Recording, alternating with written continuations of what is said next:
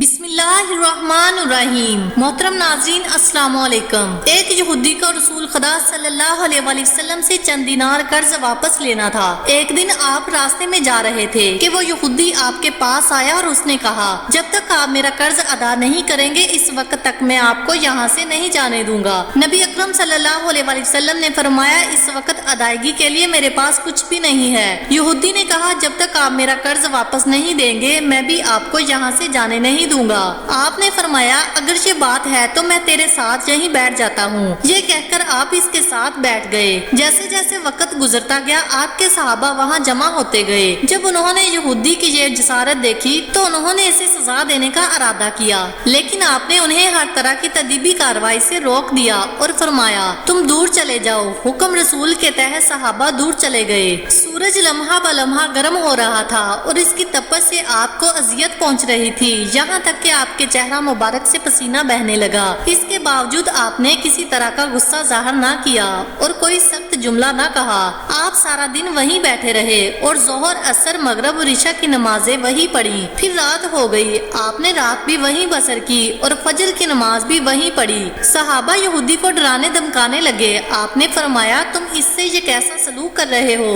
صحابہ نے کہا، یا رسول اللہ، اس کی یہ جرت کہ آپ کو یرغمان بنا کر اپنے پاس بٹھا لے۔ حضرت محمد صلی اللہ علیہ وآلہ وسلم نے فرمایا، اللہ نے مجھے اس لیے نہیں بھیجا کہ میں کسی ہم پیمان یا کسی اور پر ظلم کروں۔ جب دن چڑھا تو یہودی نے کلمہ اسلام پڑھتے ہوئے کہا، میں اپنی دولت کا ایک حصہ راہ خدا میں دیتا ہوں۔ میں نے آپ کو اس لیے نہیں روکا تھا کہ میں آپ کی توہین کروں، اس ذریعے سے میں آپ کے پیمانہ صبر کو آزمانا چاہتا تھا، کیونکہ تورات میں نے آپ کی یہ صفت پڑھی ہے، محمد بن عبداللہ مکہ میں پیدا ہوگا اور طیبہ کی طرف ہجرت کرے گا اور تندخو اور سخت مزاج نہ ہوگا اور کوئی جھوٹی بات زبان سے نہیں کہے گا۔ اس طرح سے میں نے آپ کو یہاں رکھ کر اس بات کی تصدیق کی کہ تورات نے بالکل سچ کہا تھا۔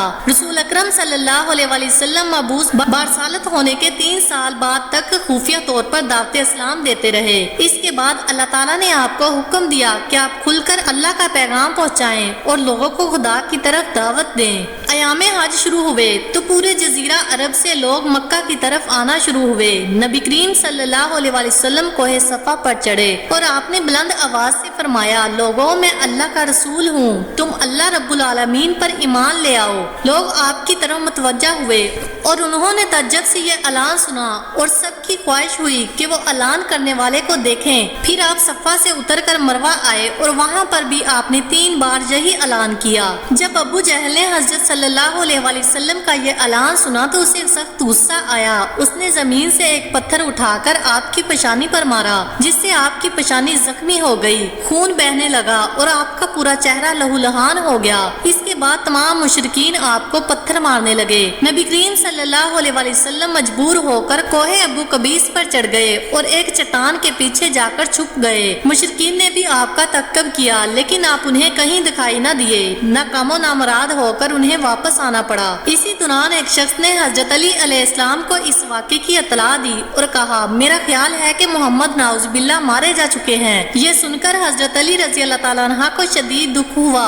اور آپ ام المومنین حضرت خدیجہ الکبریٰ رضی اللہ تعالیٰ عنہ کے پاس آئے اور ان سے کہا، میں نے سنا ہے کہ مشرکین نے رسول خدا صلی اللہ علیہ وآلہ وسلم پر سنگ باری کی ہے اور بعض لوگوں کا یہ گمان ہے کہ نبی کریم صلی اللہ علیہ وآلہ وسلم شہید ہو گئے ہیں۔ آپ روٹی اور پانی اٹھائیں اور میرے ساتھ انہیں تلاش کرنے کے لیے چلیں، ممکن ہے کہ ہمیں ان کا کہیں نشان مل جائے۔ آپ وادی پر نظر رکھیں اور میں پہاڑ کے دامن میں آپ صلی اللہ علیہ وآلہ وسلم کو تلاش کرتا ہوں۔ آپ روتے ہوئے آگے بڑھے اور آپ کہہ رہے تھے، یا رسول اللہ ہمیں جواب دیں، آپ کہاں ہیں؟ میری روح آپ پر قربان۔ آپ کس وادی میں بھوکے پیاسے ہیں؟ آپ نے مجھے اپنے ساتھ کیوں نہ لیا؟ آپ نے مجھے اپنے ساتھ کیوں نہ لیا تھا؟ حضرت خدیجہ رضی اللہ تعالیٰ عنہ رو رو کر فریاد کر رہی تھی، کوئی ہے جو نبی مصطفیٰ کی مجھے خبر دے؟ کیا کسی نے انہیں دیکھا ہے جو مجھے ان کے متعلق بتلائے؟ اس وقت جبرائیل امین علیہ السلام رسول خدا صلی اللہ علیہ وآلہ وسلم پر نازل ہوئے۔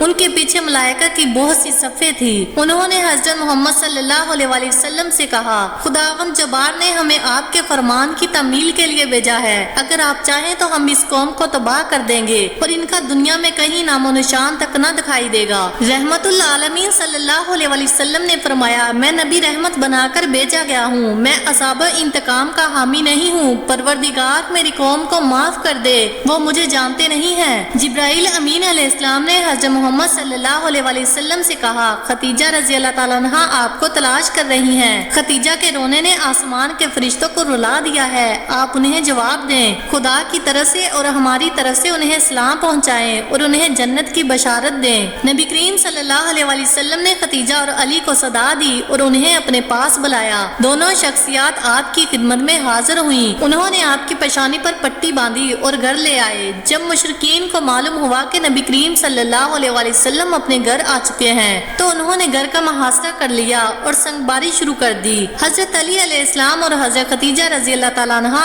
آپ کا دفاع کرنے لگے۔ جب سنگباری میں معمولی سا وقفہ ہوا تو حضرت خدیجہ رضی اللہ تعالیٰ عنہا گھر سے نکلیں اور انہوں نے چیخ کر کہا، فرزندان قریش، کیا تم سے حیا رخصت ہو گئی ہے کہ تم اپنے قبیلے کے معزز اور محترم خاتون کے گھر پر سنگباری کرنے لگے ہو؟